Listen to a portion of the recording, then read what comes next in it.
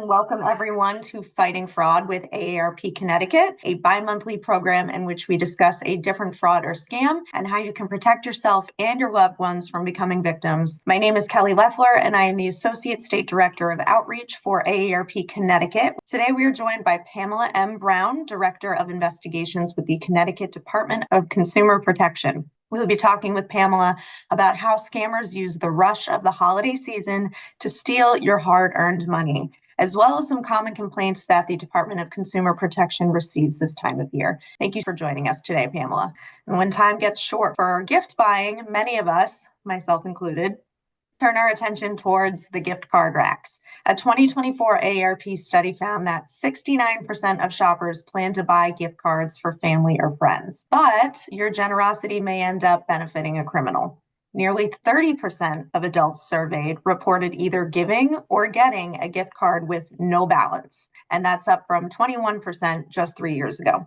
Pamela, can you describe how scammers are able to steal these funds, and is there anything consumers can do to purchase gift cards more securely? Sure, Kelly. As you mentioned, many stores offer the gift card racks in your grocery stores, in your home stores. It's very convenient. So while you're out shopping, you can grab a gift card. What I recommend is looking on the package itself and inspect it for signs of tampering. And then when you get to the checkout counter, open the gift card in front of the cashier and check the back of the card. You want to make sure that you do this prior to loading any money on the card. Flip it over, check it out to see if the film has been removed or someone has already scratched off the barcode. Check with your fingernail to see if someone has overlaid their own sticker to put on a new barcode, which would then redirect any funds that you load onto that card to their personal account or to their gift card. So one of the preventions that you can do is to buy directly from the store itself. So if you have a favorite restaurant, go to that favorite restaurant, and then when you make that purchase, obtain a receipt and also a gift receipt for the recipients. If you're still not feeling comfortable, then cash might be the better option for you. Yeah, I know. I always receive those little receipt slips, and sometimes it's so tempting just to toss them out because it's this tiny little piece of paper. But what I've started to do is at least just tape it onto the gift card that I'm purchasing for somebody to give it to them just in case there's any sort of issue with it when they go to redeem it. If an individual wants to buy gift cards but doesn't want to mail them, do you have suggestions or should you stick to a digital gift card? That's a little tricky. So I would recommend if you don't want to mail one, yes, you can make sure that you use a digital gift card, but notify the recipient that it should be coming so that they can get access to it and claim it right away. The key word is using the gift card immediately, right away, not only for fraud, but also if businesses go out, once they go out of business, a lot of times your gift cards are not going to be honored. And I know that gift cards are received every year and there's thousands and thousands that are never redeemed. So use them right away. Some people forget, and until they hear that the store is going out of business, oh, I have that gift card that I've had, I got last year in Christmas, and now it's too late. So use them right away. Yeah, I know I have a small museum of gift cards, I'm sure, downstairs somewhere. But I know what's helped me is if I have received something digitally or if I can, use an app on my smartphone to redeem the points right away.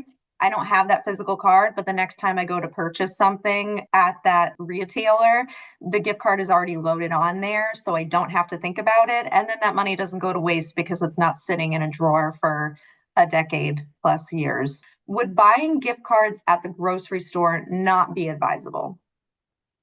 It is recommended that you, if you can, buy them directly from the merchant.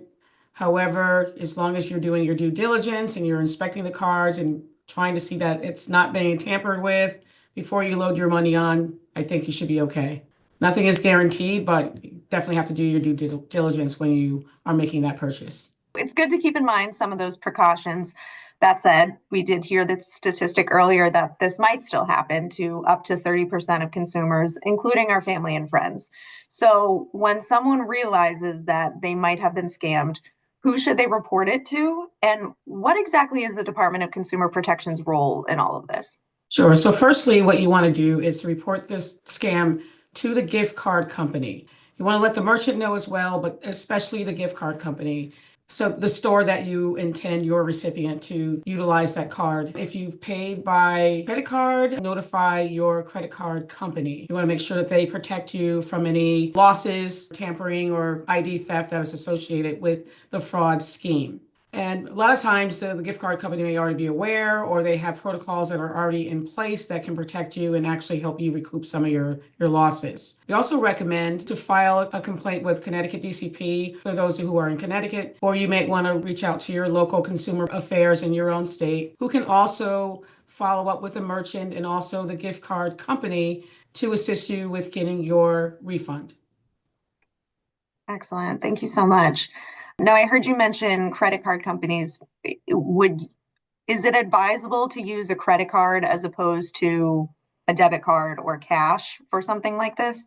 Well, I know most merchants will not accept a debit card for the purchase of a gift card or a gift card for a purchase of a gift card because there seems to be awareness of fraud with that method. Excellent. Thank you. I want to mention that stealing funds straight from the gift card is not the only way that scammers can use gift cards. They can really use them as part of any fraud scheme year round by asking victims to use gift cards to pay for a debt or a product or a service. An AARP survey found that more than a third of US adults have been approached by scammers seeking payment by gift card. They do this because gift cards can be difficult to trace and they can be converted to cryptocurrency and then subsequently moved around the world. So no legitimate government agency, business, or individual will ask for payment via prepaid gift card. So if someone is asking for a gift card as payment, it is a scam and you should shut off communication. So now, Pamela, moving back to the holiday season, it is a time of giving. Many Americans give to charity this time of year, and there are a lot of organizations that are in need of donations during this time. But unfortunately, scammers take advantage of this too by setting up fake charities and soliciting donations. What are some red flags that a charity might not be legitimate, and what steps can consumers take to be assured that their money is going to a real charitable cause? So charity is a nationwide problem, but what we see here in Connecticut is anything from those telescammers who are calling you from the Police Benevolent Society or veteran organizations or those who are purporting to be veteran organizations soliciting funds in front of grocery stores, wearing uniforms of different combinations of different branches all at one time. So probably have seen some of that.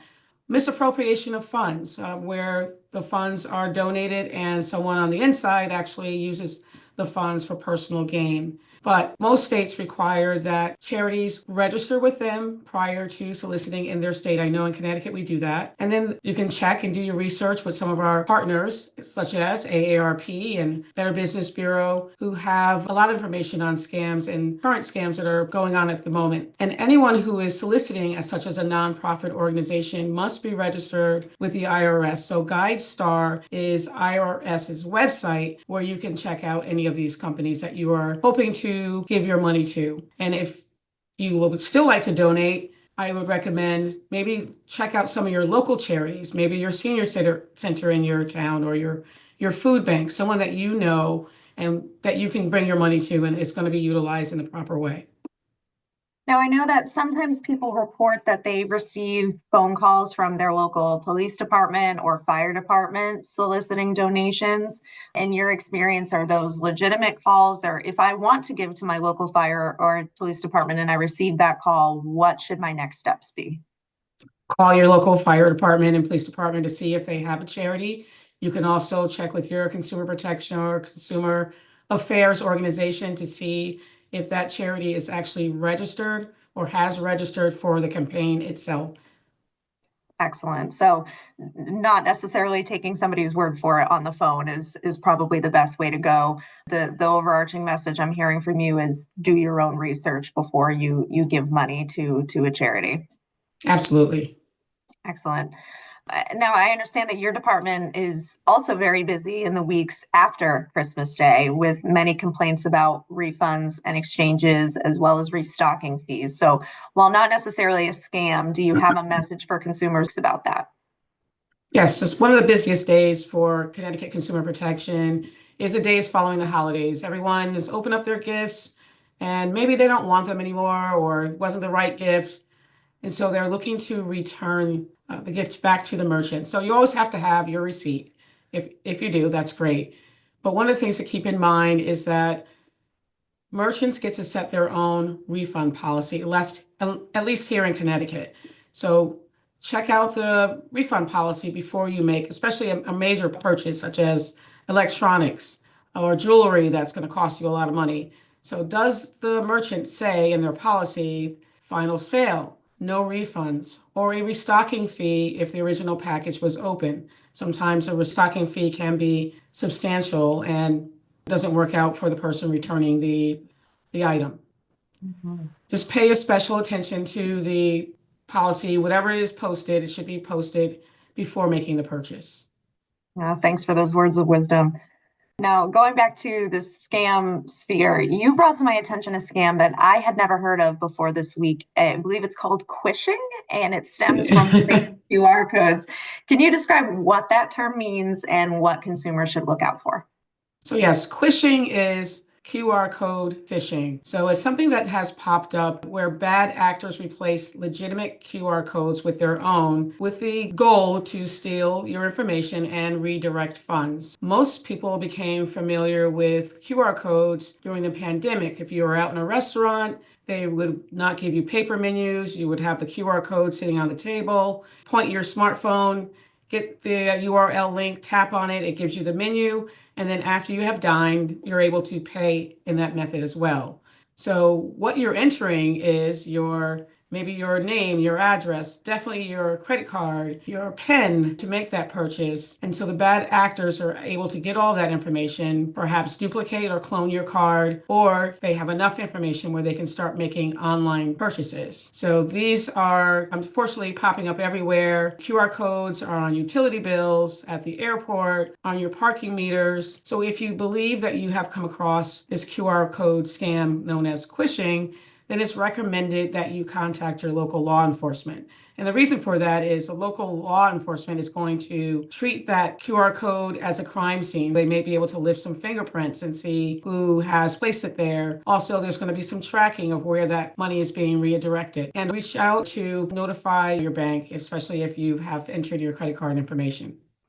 Yeah, no, that sort of brings to mind something that you and I haven't discussed yet, which is the skimming machines that do exist on some payment methods at stores. So are you seeing that in the state of Connecticut? And is there a way for consumers to look out for that or to pay more securely when they're at the register? Yes, so skimming is a problem everywhere. And in our own state, we've seen the skimming devices pop up everywhere. So you can always give it a little tug to see if it pops off. Is it taped down before you put your card in there? Also, the gas pumps. You shouldn't enter your PIN because that is the access to your debit card, but cover your information so that no one can, if there is a hidden camera somewhere, that you can protect your code. I had heard recently from an employee at a credit union that tapping your card or using like an Apple Pay or a Google Pay is actually more secure than physically inserting your credit card or your debit card at the register because it encrypts your actual banking information on that credit card. So that might be an option for folks that have that tap option as well. I'm not sure if this is something you can speak to. I have seen a lot of reports on my security camera app from folks in the neighborhood that there have been a lot of packages being stolen as well. Is that something that is covered under or that is discussed with the Department of Consumer Protection, or are there any tips that you have for consumers to make sure that their packages are safe from folks that might be looking to steal them off of their porch? Sure. So porch pirating is not something that consumer protection handles, but however, we have a lot of media outlets and a lot of organizations talking about ways that you can protect your packages. One is making sure someone is home or have a friend or neighbor pick up your packages if you're going to be delayed for a while, or if your employer allows you to receive the package at work during business hours while you're there. Those are some of the ways that you can protect your packages. We've covered a lot of ground. Pamela, are there any final thoughts that you want to convey to the audience or any other topics that we haven't gone over yet that might be important? Yes, just everyone is responsible for fighting fraud, not just the law enforcement officers or government regulators. And everyone should try to remain vigilant. Report a scam to local law enforcement or government regulators. You may be able to provide that much needed tip or give us a heads up of a scam that's in the area that we are not aware of at the moment. So it's the responsibility of everyone. Yeah, we hear a lot from folks in the community that a lot of people don't report fraud or a scam when they are a victim. And there's a lot of different reasons for that. One is shame and feeling like they got swindled. But any information that you can give to the authorities can help them to save a future victim from that fate, or help them to kind of put some clues together and figure out who is behind a specific fraud or scam. So thank you for that reminder. It's always important to report. And remember, before we close, if you can spot a scam, you can stop a scam. It is information, awareness, and education that is our best defense to avoid scams. You can sign up for AARP's biweekly watchdog alerts at www.aarp.org/fraud watch network. If you suspect that you or someone you know might be a victim of a scam, call your local police or contact the AARP Fraud Watch helpline at 877-908-3360. At AARP, our goal is to help you live your best lives as you age. Along with informative programs like this, we host regular fun and educational webinars with groups that are part of our local communities. For more virtual programs like our Fighting Fraud series, Webinar Wednesdays, and Coffee and Tea with AARP, visit www.aarp.org/CT events. Thank you so much to Pamela Brown for joining us today, and to all of you.